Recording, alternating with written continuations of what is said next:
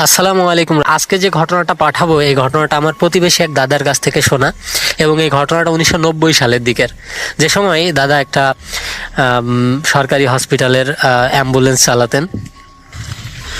তো এরকমই একদিন রাত প্রায় 1টার দিকে দাদাকে হসপিটাল থেকে বলা হয় যে একটা রোগী নিয়ে আপনাকে এখনই হরিণাকুণ্ডর দিকে যেতে হবে, যেটা কোটচাঁদপুর হসপিটাল থেকে হরিণাকুণ্ডর দিকে নিয়ে যেতে হবে। তো এই হরিণাকুণ্ডটা আসলে অনেক কোটচাঁদপুর থেকে অনেক দূরে। তো উনি অত রাত্রে আসলে তেমন একটা যেতে চায়নি, কিন্তু হসপিটাল থেকে চাপাচাপি করা হয় আর বলা হয় যে তাকে বেশ পরিমাণ পয়সা দেওয়া হবে। তো দাদার অনেকগুলো বাচ্চা কাচ্চা আছে, তো একটু বেশি পয়সা পাইলে আর সমস্যা কি, দুবেলা দুমুঠো একটু ভালো করে খাওয়া যাবে। এ কারণেই দাদা মনে করেন যে ঠিক আছে তাহলে আমি যাই। তো দাদা ওখানে একজনকে সাথে নেন, ওখানকার একজন স্টাফ, এবং ওনাদের সাথে 2-3টা আত্মীয় ছিল, তাদেরকে ওই অ্যাম্বুলেন্সের ভিতরে নেন এবং ওই লাশটাও নেন।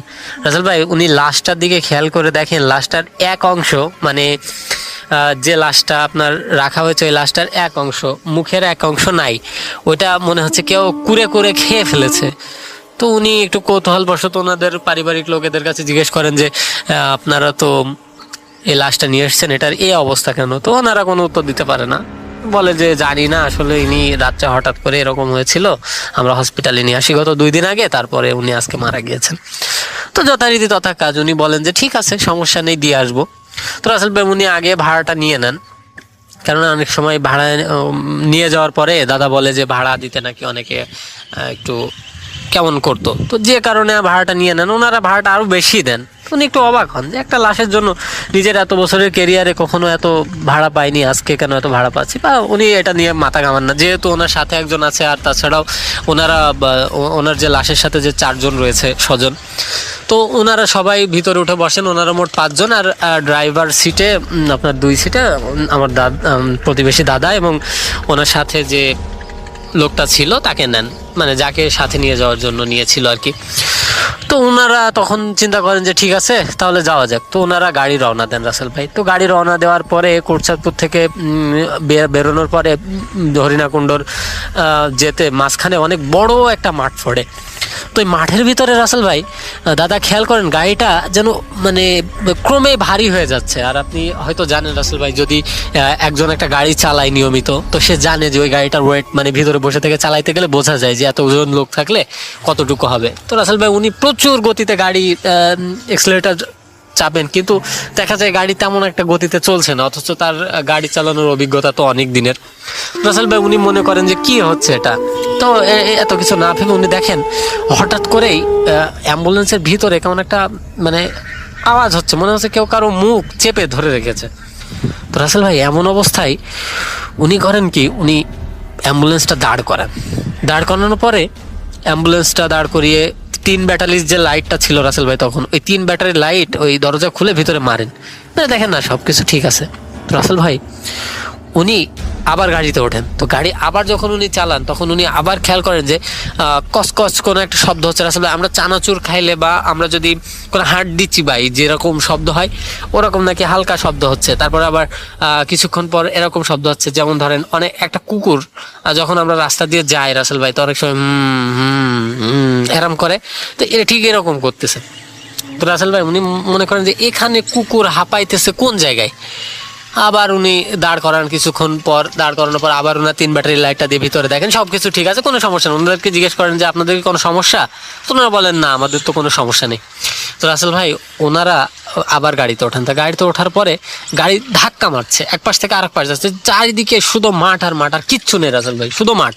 আর সে সময় তো রাসেল ভাই জনবসতি এরকম ছিল না।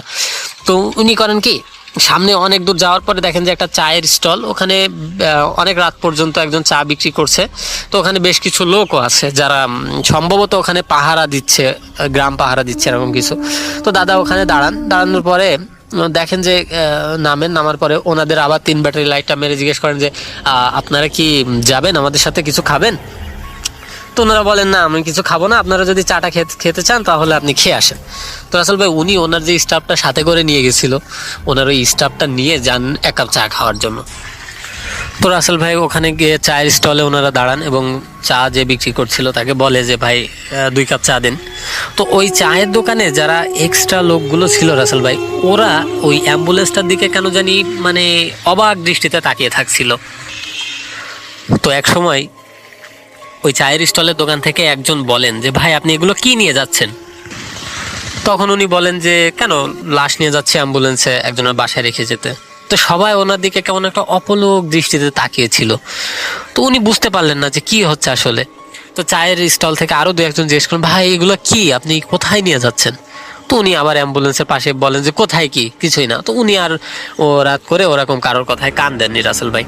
তো উনি চা খেয়ে চলে আসেন এবং অ্যাম্বুলেন্স আবার স্টার্ট করেন। করে যখন আবার উনি যাচ্ছিলেন তখন আবার ওই সেম শব্দগুলো, সেই কুকুর যেমন মানে করে ওরকম হচ্ছে। আবার দেখা যাচ্ছে কিছুক্ষণ পর পর গাড়ি ঝাঁকি দিচ্ছে। তো রাসেল ভাই এরকম যখন হচ্ছে তখন কিন্তু উনি বেশ মানে ভয়ে ভয়ে ভয়ে ভয়ে হঠাৎ দেখেন রাসেল ভাই গাড়িটা প্রচণ্ড জোরে মানে একটা শব্দ হয়ে উঠলো গাড়ির ভিতরে। রাসেল ভাই উনি কিন্তু ব্যাপক ভয় পেয়ে গেছেন রাসেল ভাই, এবং ভয় পেয়ে যাওয়ার সাথে সাথে উনি খেয়াল করেন গাড়ি ব্রেক করেন উনি, এবং গাড়ি ব্রেক করার সাথে সাথে উনি খেয়াল করেন গাড়ির ভিতরে কড়মড় কড়মড় করে যেন একটা কিসের শব্দ হচ্ছে। তো রাসেল ভাই উনি তখন ওনার ওই 3 ব্যাটারি লাইটটা নিয়ে আর ওনার অ্যাসিস্ট্যান্টকে বলেন যে দরজা খোল। তো দরজা খোলার পরে রাসেল ভাই উনি লাইট মেরে যে জিনিসটা দেখেন, উনি এটা বর্ণনা করার সময় আমি ওনার চোখগুলো দেখছিলাম শুধু। উনি বলেন যেটা খোলার পরে ওনারা দেখেন যে যে বাকি 4জন স্বজন ছিল, ওই 4জন স্বজন চারদিকে পড়ে আছে। আর মানুষের মতো আকৃতি কিন্তু গলা আপনার কুকুরের মতো, গলা থেকে কুকুরের মতো, এবং কালো বিভৎস চোখগুলো জল জল করছে। ওই লাশটা রাসেল ভাই ওরা ছিঁড়ে ছিঁড়ে খাচ্ছে এবং ওদের ওই দাঁতের চারিপাশ দিয়ে রক্ত যেন ঝোলের মতো চারিদিক থেকে পড়ছে। তো এটা দেখার পর ওনারা লাইট মারার পর উনি যেন হয়ে গেছেন, উনি আর কিছুই বলতে পারেন না রাসেল ভাই। ঠিক তখনই ওই যে কুকুরের মতো মাথা আর মানুষের মতো বডি, ওর ভিতর থেকে একটা ওই জিনিস দাদার দিকে এমন করে তাকায়। রাসেল ভাই ঘাড় ঘুরিয়ে তাকানোর সাথে সাথে ওই যে অবয়বটা ও দাদাকে বলে, মানে কি বলে সেটা তো জানি না, মানে এরম করে বলে এমন কিছু একটা বলে। এর মানে তো দাদা জানেই না। দাদা বলে আমার আর কিছু মনে নাই। রাসেল ভাই পরদিন সকালে দাদা নিজেকে আবিষ্কার করেন একজন ওখানকার স্থানীয় একজনের বাড়ির পাশে। তো ওখানে শুধু উনি না, ওনার স্টাফ এবং বাকি যে 4জন ছিল ওনারা ছিল। রাসেল ভাই ওনারা যখন জ্ঞান ফেরে তখন ওনারা যায় আবার ওই অ্যাম্বুলেন্সের কাছে, যে দেখে অ্যাম্বুলেন্সটা ওই ক্ষেতের পাশে ধান করার জন্য যে জমি ছিল ওই জমির ভিতরে কাদার ভিতরে পড়ে আছে। ওই বাকি সবাইকে ওই বাড়ি এনে রেখেছে ওখানকার স্থানীয় কিছু লোকজন। এবং যখন ওই স্বজনদের কাছে দাদা জিজ্ঞেস করেন যে কি ব্যাপার, আপনাদের কি হয়েছিল, আমি তো এরকম দেখেছিলাম, তখন ওনারা বলে যে হঠাৎ করেই অ্যাম্বুলেন্সের ছাদ থেকে কারা যেন ধূপধাপ করে নিচে পড়ার পরে আমরা তাদের রূপটা দেখি রাসেল ভাই যেরকম উনি বর্ণনা করেছিলেন দাদা, ওনারাও ঠিক একই বর্ণনা করেন, যেরকম মানুষের মতো বডি এবং কুকুরের মতো কালো কুৎসিত তাদের চেহারা এবং চোখগুলো জলজল করছে। এটা দেখার পর ওনারা বেহুশ হয়ে যান এবং দেখা যায় ওনারা তারপরে আর কিছু জানেন না। এবং দাদা তো পরে দেখেছেন ওই লাশটা খাচ্ছে রাসেল ভাই। পরে দেখা যায় যে ওই লাশের হাড্ডিগুলো সব চিবানো, যেমনভাবে আমরা মুরগির হাড্ডি চিবানোর পর ওই এই যে হাঁটুর উপরগুলো বা হাতের যে কুনুয়ের উপরগুলো আমরা যেরকম চাপ চিবায় একেবারে মানে যেমন করে ফেলি, ঠিক সেমন রয়েছে ওরকম চিবানো। আর মাঝে মাঝে কিছু কিছু জায়গায় রক্ত পড়ে রয়েছে। এবং রাসেল ভাই বিস্ময়করভাবে দেখা যায় যে অ্যাম্বুলেন্সের ছাদের উপরটা মনে হচ্ছে কেউ টেনে ছিঁড়ে ফেলেছে এবং আকারও ঠিক ওরকমই। তো তখন রাসেল ভাই ওনারা এই জিনিসটা শোনার পরে দাদার বেশ কিছুদিন যাবত জ্বর থাকে, প্রচণ্ড জ্বর থাকে রাসেল ভাই। এবং ওখানকার যে লাশের সাথে যারা ছিল তারা তো নিজের বাসায় চলে যায়। দাদাও বেশ কয়েক মাস এভাবে জ্বরে ভোগেন। তারপর বিভিন্ন তান্ত্রিক এবং বিভিন্ন লোকের কাছে, হুজুরের কাছে গিয়ে তাবিজ টাবিজ করে তারপরে তার এই মানে যে জ্বরটা সেটা সারে। তো উনি এরপরে আর কখনো অ্যাম্বুলেন্স চালাননি, উনি ওনার চাকরিটা ছেড়ে দেন। আমি ফার্স্টে আমার বনানীর ঘটনাটা থেকে শুরু করি। বনানীতে যেটা, সেটা হচ্ছে আমার খুবই কাছের একজন আত্মীয় বাড়ি, এবং সৌভাগ্যবশত ওই সময়টার মানে ওই টোটাল ঘটনার ফ্রেমটার কোনো একটা সেগমেন্টে আমিও ছিলাম উপস্থিত। তো বিষয়টা হচ্ছে এরকম, এই প্যান্ডেমিক সিচুয়েশন আমরা তো সবাই তো বেশিরভাগই নিজের বাসাতেই ছিলাম। পাশাপাশি আমার যেটা হয়েছিল যে আমরা বেশ কিছু মানুষ আমাদের আত্মীয় স্বজনের ভিতরে প্রায় সময়ই দেখা যেত 1 সপ্তাহ বা 1.5 সপ্তাহ একসাথে থাকতাম একই বাসার ভিতরে। তো এরকমই একটা সময়ে আমরা ছিলাম। এই সময় যে বাসাটায় যে ঘটনাটা, সেটা হচ্ছে এই বাসাটার একটা পুরনো কিছু ইতিহাস আছে। তার ভিতরে একটা হচ্ছে যে ওই বাসাতে এর আগেও ওই বাসার যে ভদ্রমহিলা আছেন, যে মুরব্বী, উনি এক সময় পজেসড হয়েছিলেন। সেটা এর আগে মানে অনেকভাবেই এটাকে হ্যান্ডেল করা হয়েছিল, মানে ইসলামিক কায়দাতে যেভাবে আপনার ছাড়ানো হয়, জিন ছাড়ানো হয়, সেটা ছাড়ানো হয়েছিল। এবং ওখানে রিসেন্টলি যেটা গত 2 মাস আগের ঘটনা, সেটা হচ্ছে যে আমরা কোনো এক রাতে ওখানে ডিনার করছি, ডিনার টেবিলে আমরা 7-8 জন একসাথে।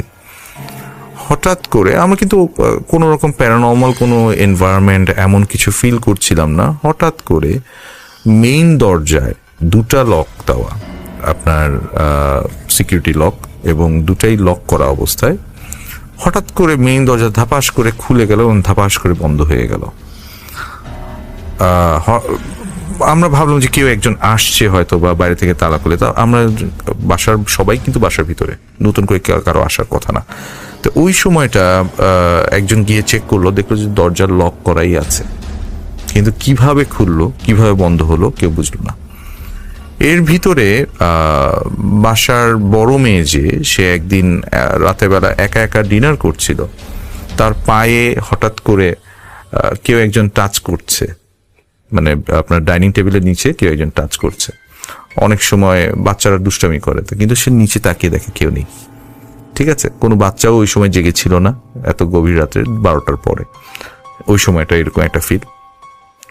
এর পরের যে আরেকটা ঘটনা ঘটে, সেটা হচ্ছে যে বেডরুমে, বাড়ির যে বড় মেয়ে যে রুমটায় থাকেন, সেই রুমটাতে আপনার সে ওয়াশরুমে যাচ্ছে, তার রুমের দরজাটা লক করা, মানে রুমে ঢোকার যে দরজাটা, সেটা হঠাৎ করে খুলে গেল এবং ধাপাস করে বন্ধ করলো। লক থাকা অবস্থায় দরজা খুলছে, বন্ধ হচ্ছে। এটা মেইন ডোরেও হয়েছে, ইভেন ইয়েতেও হয়েছে। আপনারা কি এই সময় মানে এই ঘটনাগুলো খুব স্বাভাবিকভাবে নিয়েছিলেন? এরকম প্রথম দিকে আমরা এটা কোইন্সিডেন্স মনে করছিলাম, কিন্তু পরে যখন এরকম একের পর এক ঘটনা ঘটতেই থাকলো, এর ভিতরে একজন হুজুরের মানে শরণাপন্ন হলাম আমরা।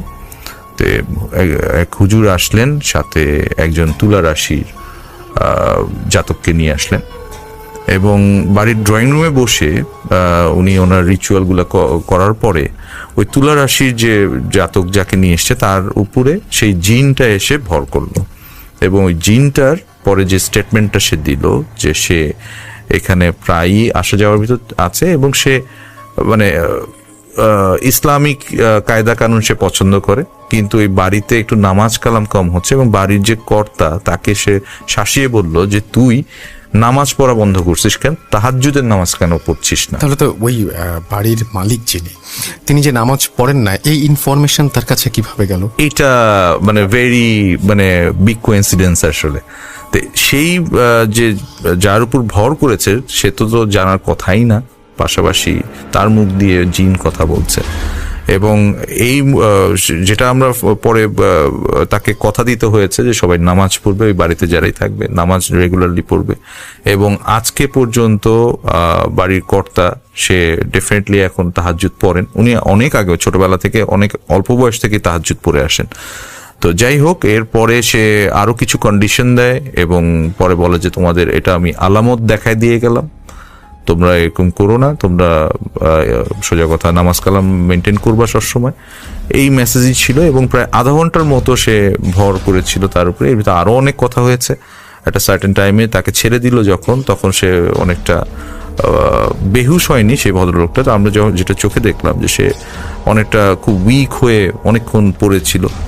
তারপর আস্তে আস্তে মানে একটু যে হেলতে দুলতে মানে খুব টালমাটাল অবস্থায় হেঁটে পরে ওয়াশরুমে গেল, মাথায় পানি টানি দিল।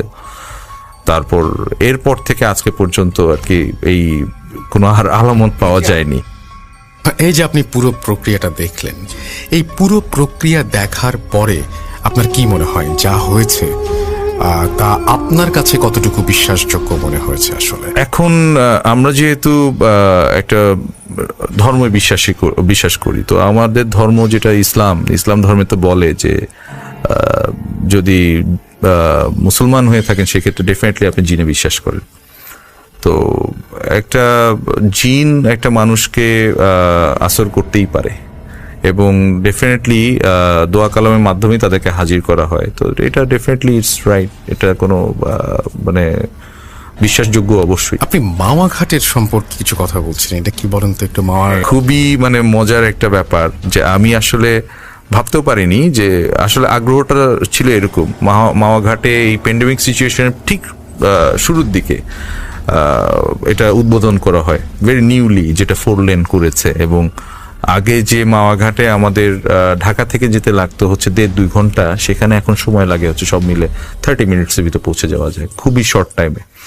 এবং খুব হাই স্পিডে গাড়িগুলো চলে, ইটস লাইক 100-120 এরকম স্পিডে চলে।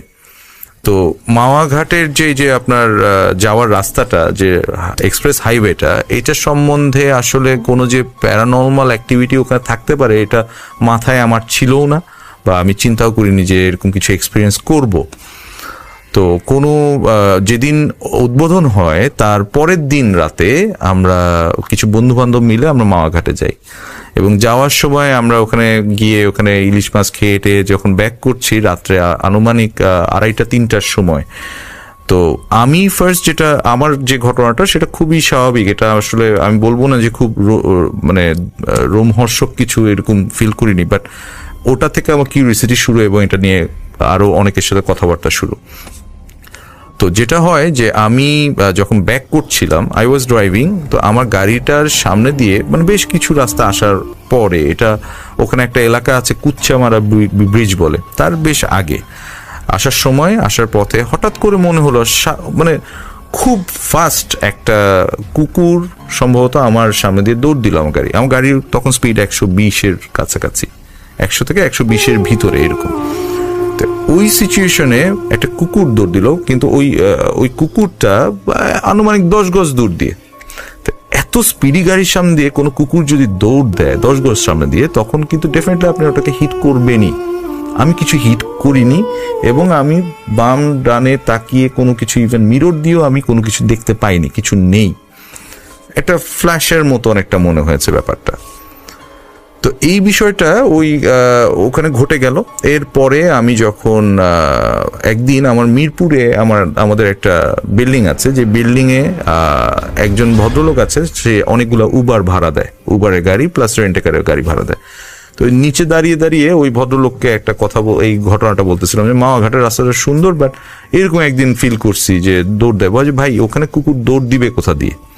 আপনার বাম দিক দিয়েও ব্যারিকেড, ডান মাঝখানেও ডিভাইডার, ওই সাইডেও ব্যারিকেড, ওখানে কিছু ওঠার কোনো সুযোগ নাই। তবে আমার ড্রাইভার মিলন একটা জিনিস এক্সপিরিয়েন্স করছে, ওখানেই মিলন ছিল, দাঁড়ানো ছিল ওই বাসার নিচে। তো ওকে ডাক দিল, মিলনকে বলো তুমি কি এক্সপিরিয়েন্স করছো, ভাইকে বলো।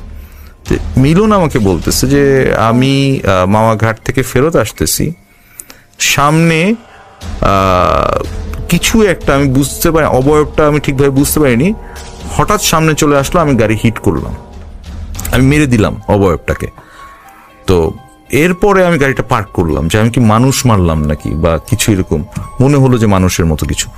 তো সে গাড়িটা পার্ক করে সাইড করে দেখলো তার গাড়ির সামনের যে প্লাস্টিক বাম্পারটা আছে সেটা ফেটে গেছে, অলরেডি ডেন্ট হয়ে গেছে একটা পয়েন্টে কর্নার সাইডে, এবং পিছনে কোনো মানুষও পড়ে নেই, কোনো জন্তু জানোয়ার কিছুই পড়ে নেই, ঠিক আছে, বাট তার গাড়ি অলরেডি ডেন্টেড। তো মাওয়া ঘাটের এই ঘটনাটা প্রথম শুনলাম। এরপরে এই সিমিলার ঘটনা আমি আরো 2-3 জনের কাছ থেকে শুনছি, যে ওই রাস্তাটায়, এই যে মাওয়া ঘাটে যাওয়ার রাস্তা যেটা, এখানে প্রায়ই এরকম ঘটনা হচ্ছে, ইভেন মানুষও দেখতে পায়, মানুষও হিট করে ফেলে মানুষ। আমি ঠিক জানি না যে এটা আসলে মাওয়া ঘাটের ওই রাস্তার প্রবলেম নাকি যে ইলিশ খেয়ে ফেরার প্রবলেম হতে পারে। এরকম সিমিলার আর একটা যে আত্মীয় বাড়ির কথা বলছিলাম, এটা মাছ রিলেটেডই।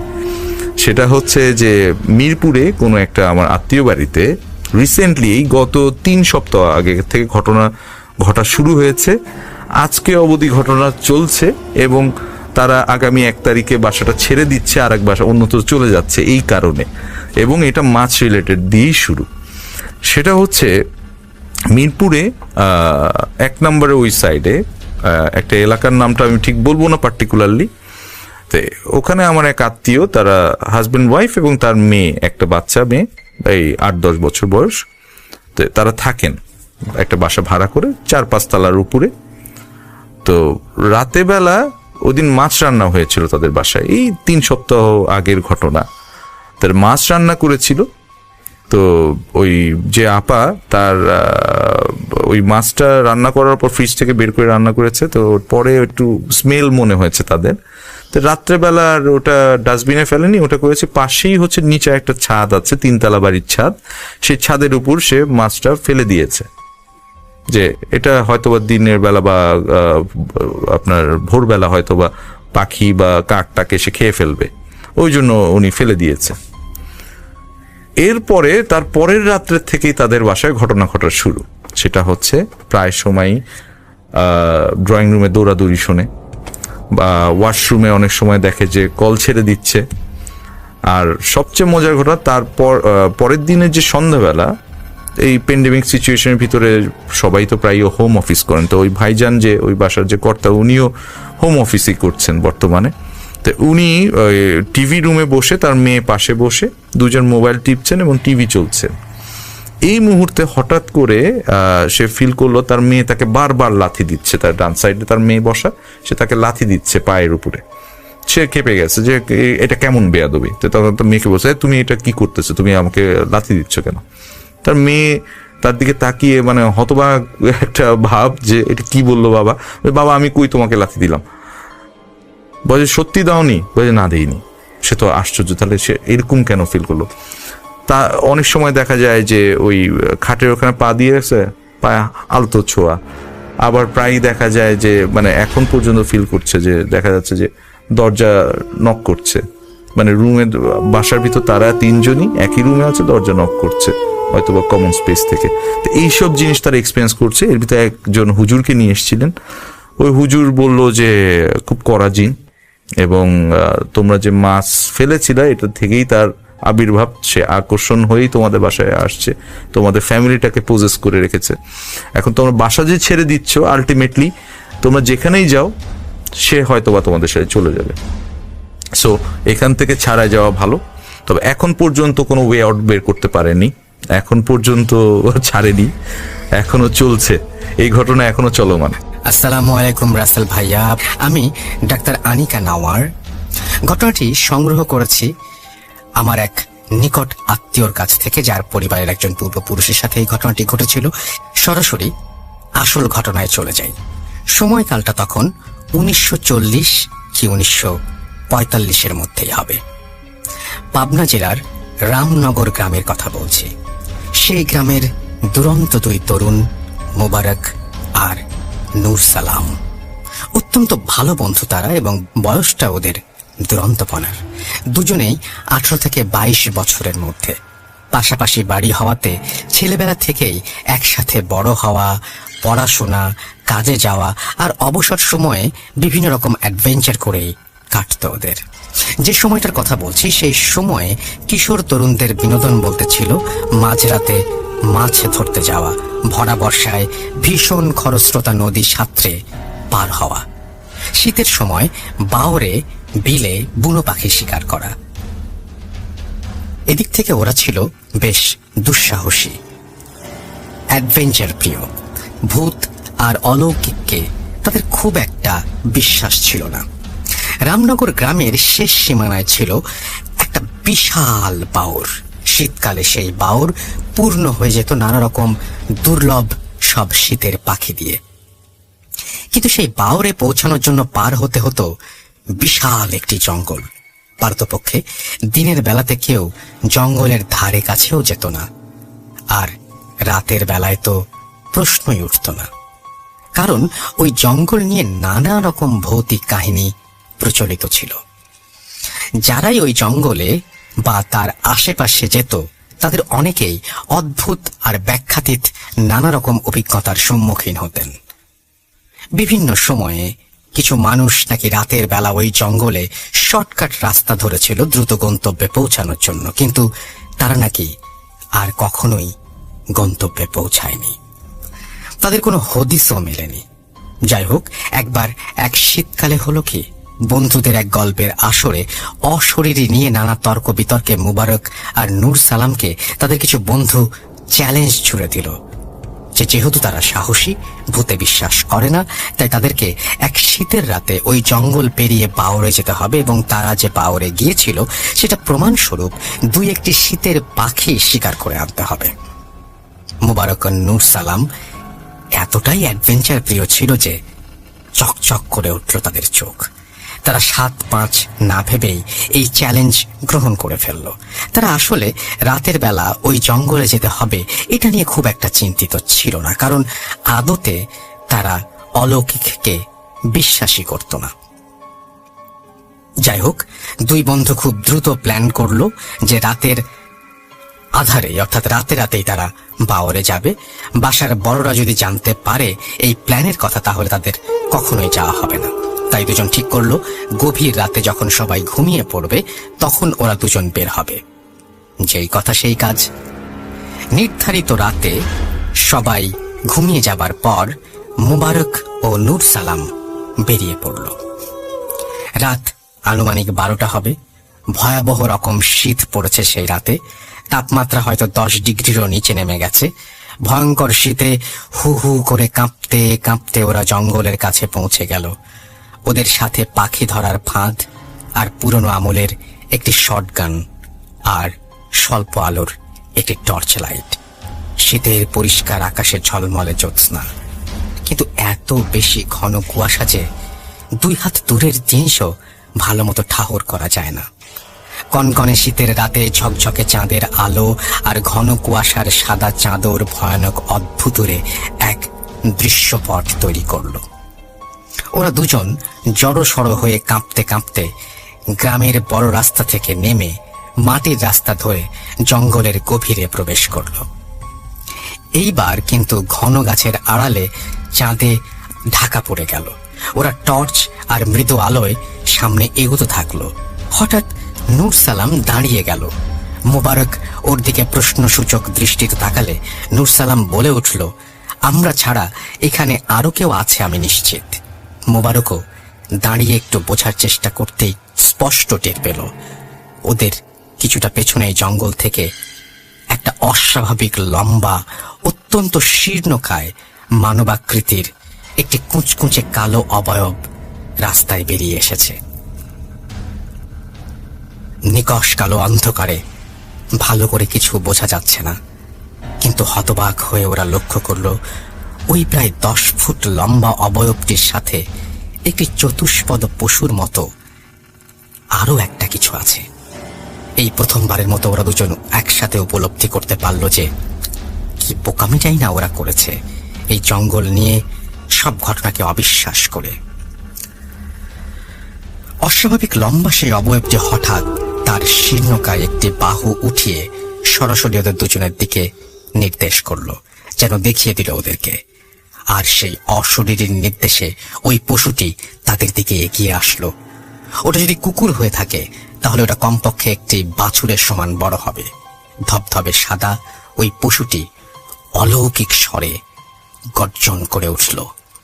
ওটার টকটকে লাল চোখের জলজলে হিংস্র চাহনি স্পষ্টই বুঝিয়ে দিল যে এই জগতের কেউ নয়। আস্তে আস্তে এগিয়ে আসছে ওটা। ভয়াবহ আতঙ্কে নূর সালাম ও মুবারক আবিষ্কার করল ওরকম পশু একটা নয়, আরো আরো অনেক অনেক অনেক পশু বের হয়ে আসছে বনের ভেতর থেকে। চারিদিক থেকে ঘিরে ফেলেছে ওদেরকে অন্য জগতের ধবল সাপদগুলো। একযোগে আর্তনাদ করে উঠল ওগুলো একত্রে। প্রচন্ড ভয়ে থরথর করে কাঁপছে দুজন। এখনই বোধহয় ওগুলো ঝাঁপিয়ে পড়বে ওদের দুজনের ওপরে। বাঁচার বোধহয় আর কোনো আশা নেই। ওদের এই ভয়াবহ আতঙ্ক দেখে হঠাৎ তীব্র জান্তব ও পাশবিক স্বরে হেসে উঠল পিছনে দাঁড়িয়ে থাকা সেই কালো শীর্ণকায় মূর্তিটি, যেটা খুব মজা পেয়েছে ওদের আসন্ন মৃত্যু আতঙ্ক দেখে। এইবার শেষ চেষ্টা হিসাবে মুবারক নূর সালামের হাত ধরে টান দিয়ে প্রাণপণে ছুটতে লাগলো। ঊর্ধ্বশ্বাসে দুজন ছুটছে, আর যত দোয়া কালাম জানা আছে সব পড়ছে। বুঝতে পারছে পেছনে ছুটে আসছে ওই জিনিসগুলো।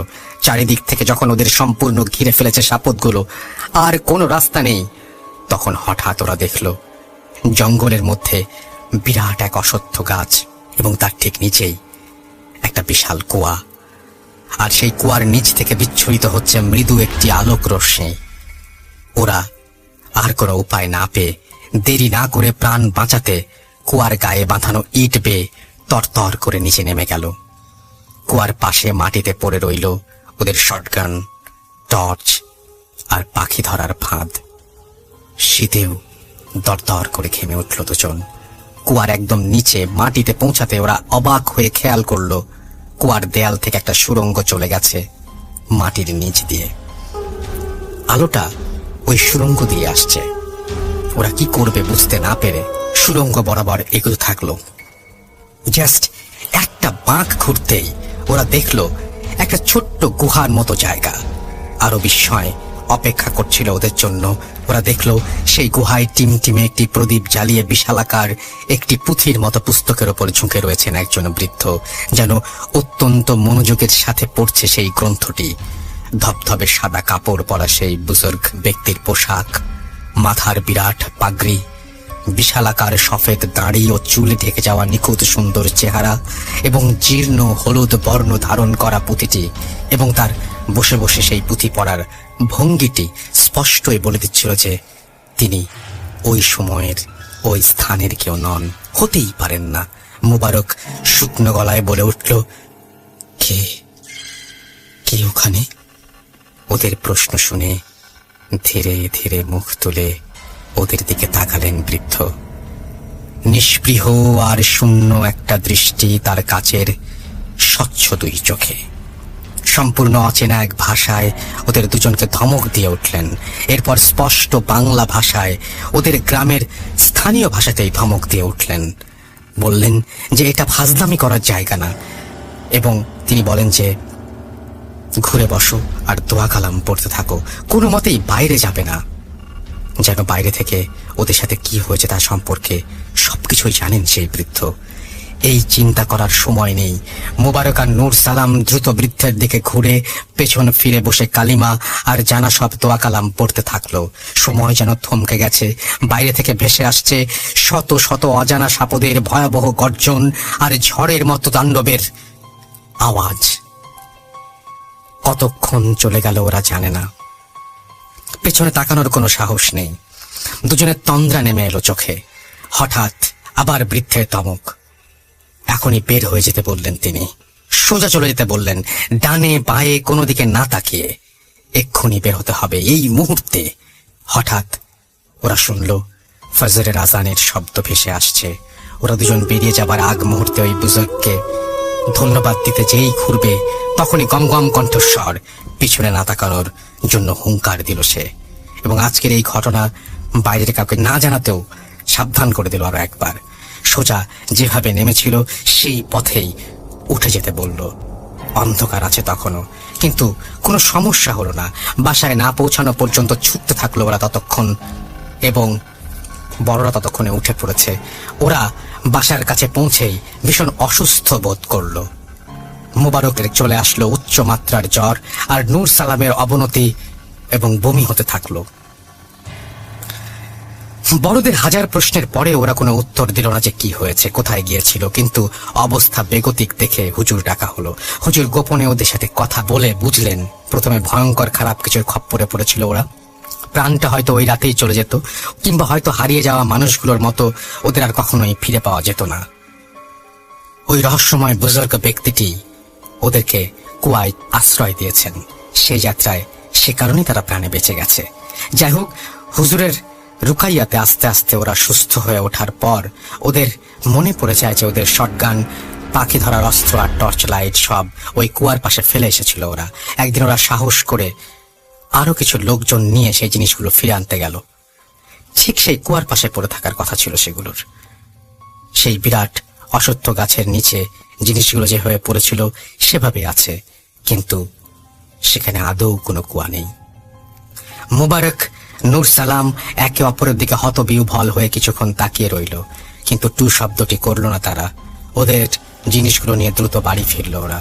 এরপর ওদের বন্ধুরা পাখি না আনতে পারার জন্য যতই ওদের খেপালো না কেন, ওরা একটিও উচ্চবাচ্য করলো না। ওদের আচরণের সাথে যা একেবারেই মিলল না। বন্ধুরাও তাদের এই পরিবর্তনের জন্য খুবই অবাক হয়েছিল। দুরন্তপনা ওদের চলে গিয়েছিল একেবারেই। এরপরের কাহিনীটি খুব ছোট। বন্ধুদের কোনো এক আড্ডায় অশরীরী অলৌকিক এই সমস্ত প্রসঙ্গ উঠলে খুব কৌশলে এড়িয়ে যেত ওরা দুজন। আর ভূতে বিশ্বাস করে কি না করে সরাসরি জানতে চাইলে শুকনো একটা হাসি দিয়ে চুপ হয়ে যেত। নূর সালাম আর মুবারক অনেক দিন পর্যন্ত গোপন রেখেছিল ঘটনাটি। পরে হয়তো বৃদ্ধা অবস্থায় বংশধরদের কাছে এই ঘটনাটি বলে গিয়েছিল তারা। ঘটনার সমাপ্তি এইখানেই। আমি আজকে যে ঘটনা শেয়ার করবো সেটা আমাদের ঢাকা লালবাগ। বিষয়টা হচ্ছে লালবাগে এরকম একটা ফ্ল্যাট বাড়ি খুব পরিস্থিতি ভয়ঙ্কর রূপে ধারণ করেছে, যেটা মানুষ বসবাস এখন বর্তমানে উপযুক্ত না, যার কারণ ওই ফ্ল্যাটের মানুষগুলো নিজ স্বেচ্ছায় মানিকগঞ্জ চলে গেল। মানিকগঞ্জ চলে গেল। তো এমন একটা ভয় ভীতির কারণে যে ওরা এই ফ্ল্যাটটাতে পরিবারের সদস্য সবাই মিলে গ্রামে চলে যেতে বাধ্য হয়েছে। তো সেই ফ্ল্যাটটাতে এখন বর্তমান খালি। এখন আমি বসবাস করতেছি। যে আমি যা শুনেছি, ওরা যা আমাকে বললো তার সব কথাগুলো সত্য কিনা। তো বিশেষ এখানে 4 বছরের একটা ছোট মেয়ে আছে, বাচ্চা, মুশফিকা হাবিব নাম। তো আমাকে প্রথম বললো যে মামা, আমি নিজ দুপুর 12টায়, ঠিক দুপুর 12টায় এই ওর দাদা যে ঘরে থাকতো, ওর দাদা মারা গেছে, কিন্তু ওই ঘর সবসময় বন্ধ করে দেওয়া রাখা হয়, খোলা হয় না, এটা স্মৃতির জন্য। তো ওই ঘর থেকে হামাগুড়ি দিয়ে একজন ভূতের মতো, বলতেছে যে ভয়ঙ্কর ভূত, একটা আমরা জিন বলি, এটাকে ভূত বলতে তো কিছু নেই, জিন। ও বলতেছে ভয়ঙ্কর একটা ভূত হামাগুড়ি দিয়ে আমার কাছে আসতেছিল। তো যখন চিৎকার দিল, ওর মা, ওর বাবা, আরো ঘরে যারা সদস্য ছিল ওরা সবাই চলে আসতেছে। এসে দেখো খুব কাঁপতেছিল। তো তখন ওই ঘরটাতে ওই মেয়ের নানুকে রাখা হয়। তো ওর নানু আবার বিকেলবেলা আসরে নামাজ পড়বে। আসরে নামাজ উজু করে যখন নাকি আসতেছিল, ওই ঠিক ওই দরজাটার কাছাকাছি থেকে ওই ড্রয়িং রুমে নামাজ পড়বে। তো তোর নানুকে, মুশফিকা হাবিবের যে নানু, সেই নানুকে ধাক্কা মেরে ফেলে দেওয়া হলো। তোর নানুও বললো আমি বাড়িতে থাকতে পারবো না, একটা ভয়ঙ্কর বাড়ি। এরপরে আবার রাত্রিবেলায় মুশফিক হাবিবের যে ছোট মামা ছিল, ও বললো ঠিক আছে আমরা সবাই মিলে আজকে থাকি, দেখি কি হয়। তখন ওর ছোট মামা বারান্দাতে একটা সোফা ছিল, এই সোফার মধ্যে ঘুমিয়ে পড়লো। তো রাত 1টা অথবা 1:30 বাজে নাকি ও আবার আমাকে বলল যে এরকম রাত 1টা বা 1:30টার দিকে আমি ওনার খুব ঘুম পাচ্ছিল, ঘুমাইতেছিল। কে যেন তার মাথার সামনে এসে বলতেছে, খুব লম্বা চুল এবং হাতের নখ ভীষণ বড় ভয়ঙ্কর একটা রূপ ধারণ করে তার মাথার সামনে এসে বলতেছে, এই বাড়িতে যত লোকই আসুক আমি সবাইকে মারবো, কাউকে ছাড়বো না। এই বাড়ির কাউকে জীবিত রাখা যাবে না, আমি সবাইকে মেরে ফেলবো। ভালো থাকলে তোরা সবাই চলে যা। তখন মুশফিক হাবিবের ছোট মামা নাকি খুব ভয় পেয়ে সারা রাত ঘুমাতে পারেনি, সাথে সাথে উজু করে কোরআন পড়ে দিনের বেলা পর থেকে সে আর ওই বাড়িতে যায় না, যে আমিও থাকতে পারবো না এই বাড়িতে। ওর নানুও বললো আমিও থাকতে পারবো না, কারণ রান্নাঘরে যখন যাওয়া হয় তখন নাকি তার হাতের সাথে তার দেহের সাথে আচর লাগে, একটা যে বাড়ি খাওয়া হয়, একজন আরেকজনের সাথে ধাক্কা খাওয়া হয়, সেটা অনুভব করে যে আমার সাথে কে যেন ধাক্কা খেলো। ওর নানু বললো যে আমি এই বাড়িতে থাকতে পারবো না। তো 2টা দিন হলো এই ফ্যামিলির লোকজন মানিকগঞ্জ চলে গেছে, দেশে বাড়িতে চলে গেছে, থাকতে পারতেছে না। তো আমি পরবর্তীতে দেখলাম যে কি আছে সত্য। অনেক সময় আমরা মনে করি যে মানুষের মনের ভেতরে কিছু ভয় ভীতি থাকে। তো যাই হোক, আমি 2টা দিনের ভিতরে আমি কয়েকটা বিষয় লক্ষ্য করে দেখলাম। ওর দাদু যে ঘরে ছিল ওই ঘরটা সব সময় বন্ধ। আমি ওই ঘরটাতে ঢোকার সাথে সাথে দেখলাম সব কিছু ঘরের এলোমেলো এবং সত্যিকারের একটা ভয়ঙ্কর ঘর, যা ঢোকার সাথে সাথেই কিছুক্ষণ পর আমি দাঁড়ানোর একটা খুশবু পেলাম, যে খুশবুটা হচ্ছে এক্ষণে বোধ হচ্ছে গরম গরম মিষ্টি বানানো হচ্ছে। আশপাশে কিন্তু কোনো রেস্টুরেন্ট নেই, কিচ্ছু নেই, সবই তো বাড়ি ঘর এই জায়গাতে লালবাগে।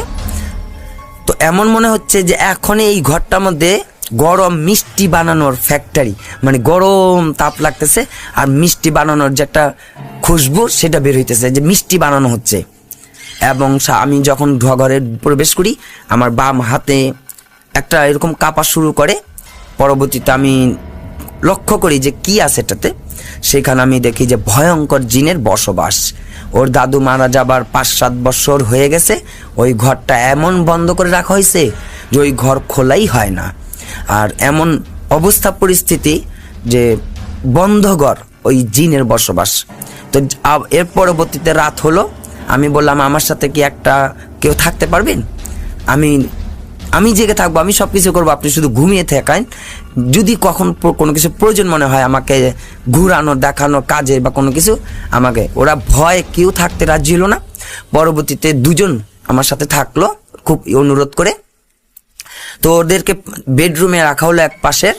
ওরা টিভি, কম্পিউটার, ল্যাপটপ, মোবাইল যা আছে সব চালু করে রাখলো। ওরা কথা বলতে লাগলো জোরে জোরে। ওরা খুব আতঙ্কিত।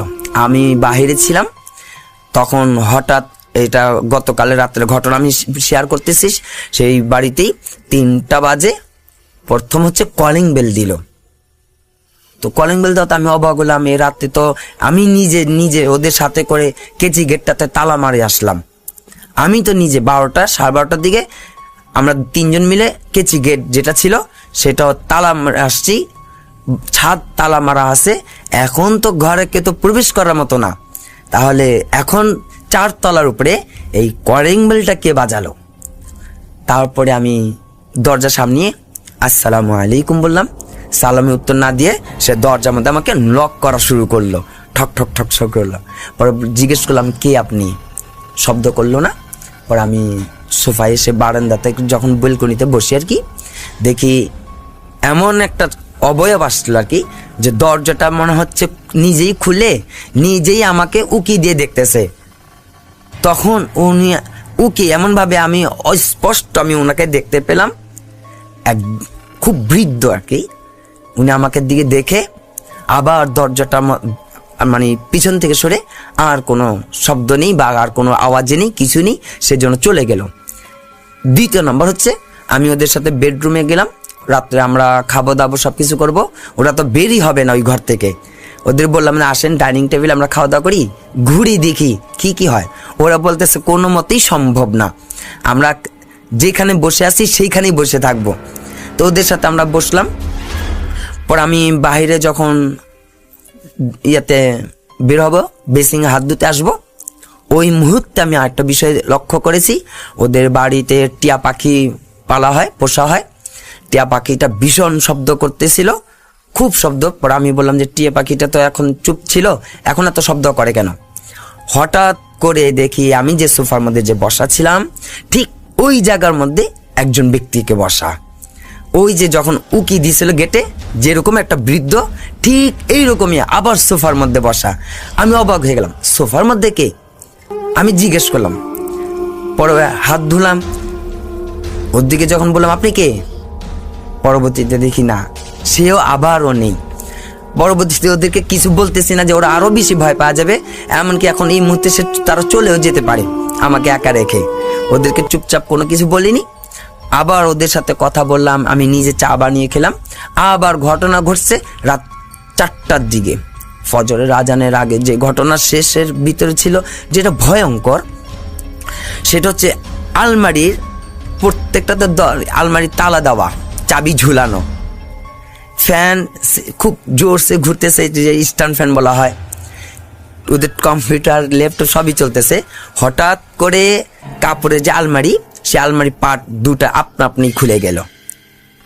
এবং ভেতরে যে ওর দাদুর যে দরজাটা বন্ধ, সেই দরজাটাও কমাস কম 1 হাতের মতো খুলে গেল নিজেই, যেটা সব বন্ধ লক করা।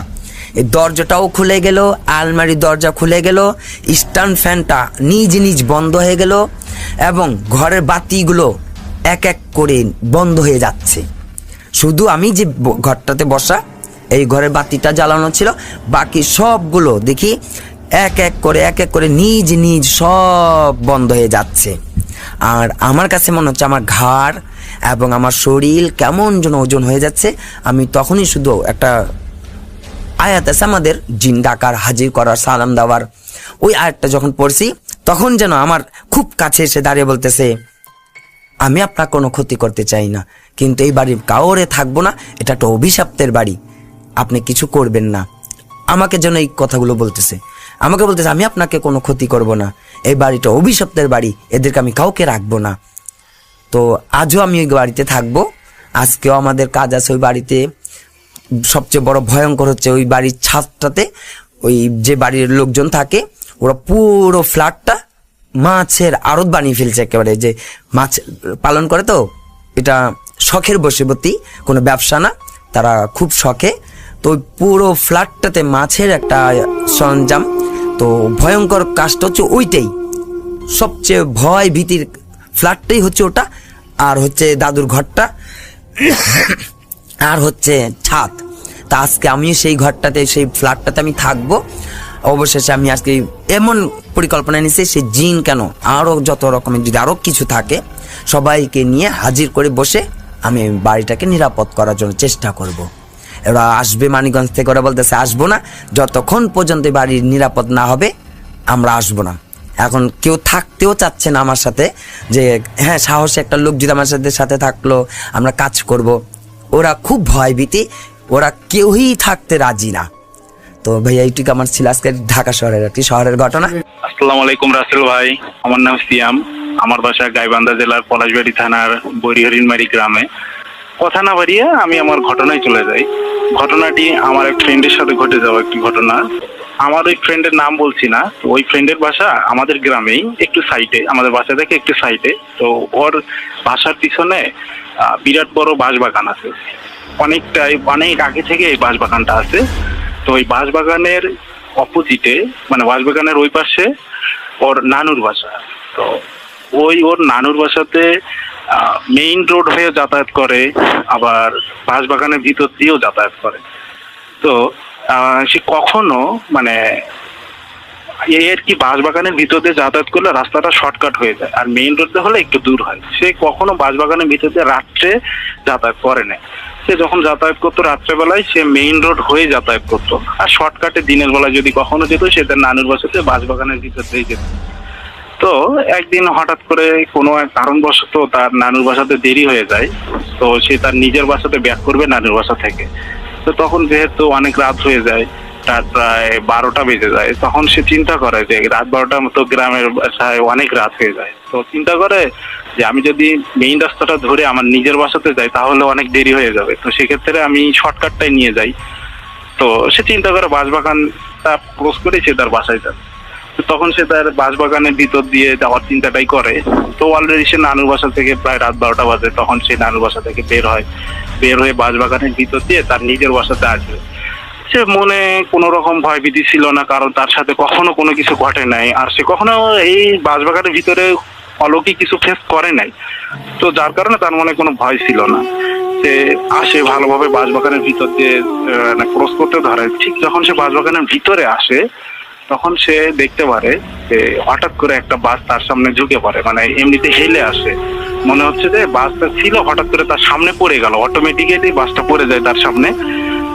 যখন বাসটা তার সামনে পড়ে যায় তখন সে একটু ভয় পায়, কি ব্যাপার, মানুষ নাই এখানে, কেউ নাই, বা এখানে কোনো ঝড়ও হচ্ছে না, কোনো কিছুই হচ্ছে না, অটোমেটিক্যালি কেন বাসটা আমার সামনে পড়ে গেল।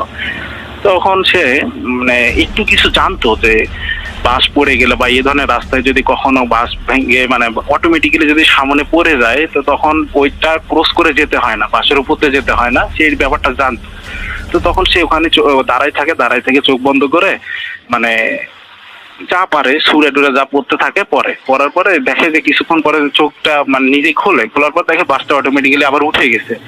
তো তখন সে ওই বাসটা উঠে যাওয়ার পরে ওই রাস্তাটা ভালোভাবে বাসায় চলে যায়। তো ব্যাপারটা সে বেশি ভয়ও করে না আর কি, নর্মাল ভাবে নেই, সে কারো হতে শেয়ারও করে না। তো এভাবে বাসায় যায়। আবার দ্বিতীয় দিন সে আবার যখন তার নানুর বাসাতে যায়, নানুর বাসা থেকে আবার একই ব্যাপার ঘটে যায় তার সাথে। সে আবার রাত হয়ে যায়, অনেক রাত হয়ে যায়, সে আবারও ওই রাস্তাটা দিয়েই তার নিজের বাসায় ব্যাক করতে ধরে।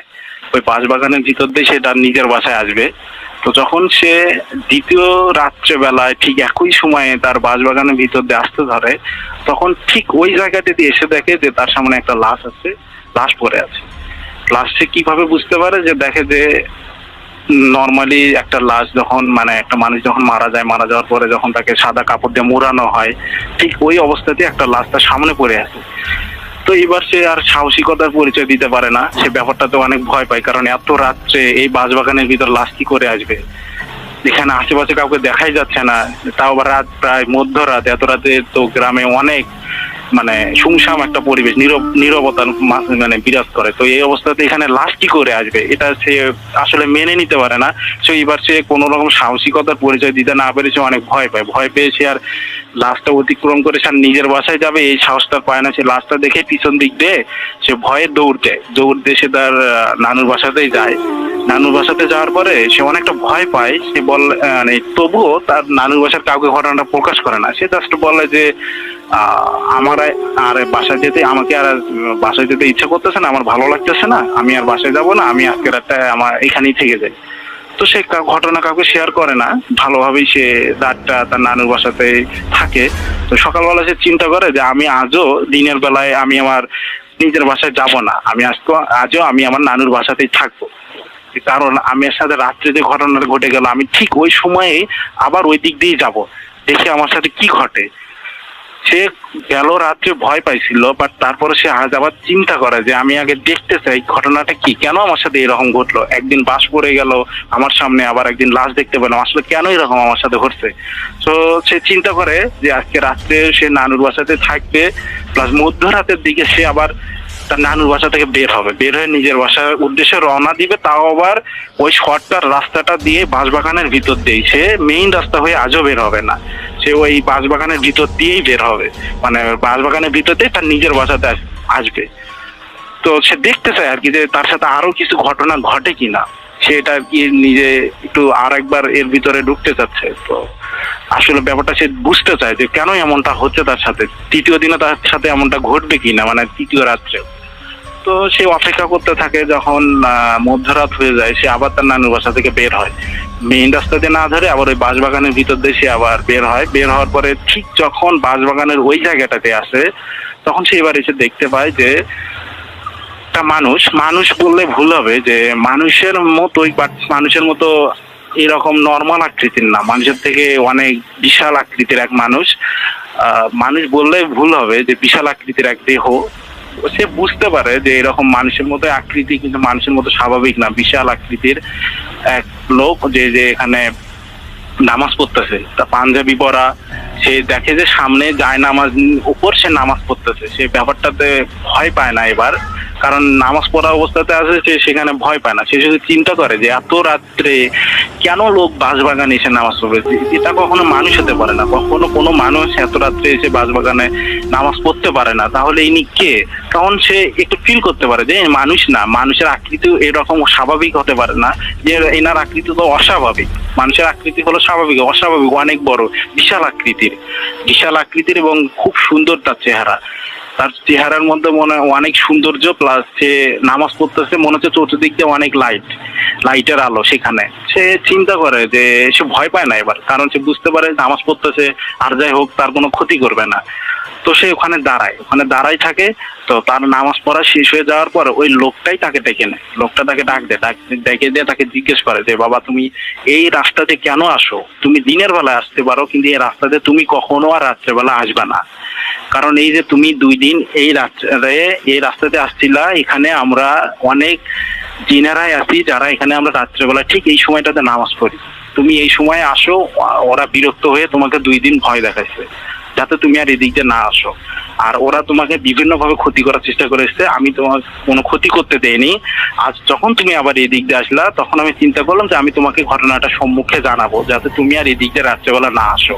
কারণ আমরা জিনেরা এখানে অনেক দিন থাকে, যারা আমরা রাত্রেবেলা এখানে একসঙ্গে নামাজ পড়ি। তো তুমি আর কখনো এদিক দিয়ে রাত্রেবেলা আসবে না। আর তাকে একটা শর্ত দিয়ে দেয় যে এই ঘটনাটা যেন সে কারোর সাথে কখনো শেয়ার না করে। সে আমার কাছে শেয়ার করেছে, তবু তার পরিচয় দিতে নিষেধ করেছে। তো রাসেল ভাই তো তাকে এইভাবে দিনটা বলে যে তুমি আর এদিক দিয়ে কখনো রাত্রেবেলা এই এত রাত্রে আর এদিক দিয়ে যাতায়াত করবা না। এখন তুমি ভালোভাবে বাসায় যাও, আর এই ঘটনাটা তুমি কারোর সঙ্গে কখনো শেয়ার করবা না। আমরা এখানে থাকি, নামাজ পড়ি, কথা না বলবা না, তুমি নিজেও আর কখনো এদিক দিয়ে যাতায়াত করবা না। তো রাসেল ভাই এই ছিল ঘটনা। আমার বন্ধু আমাকে জাস্ট এইভাবে বলেছে, তো এই ঘটনাটা আমি ওর কাছ থেকে শুনেছি এবং ওর কাছ থেকে কালেক্ট করা।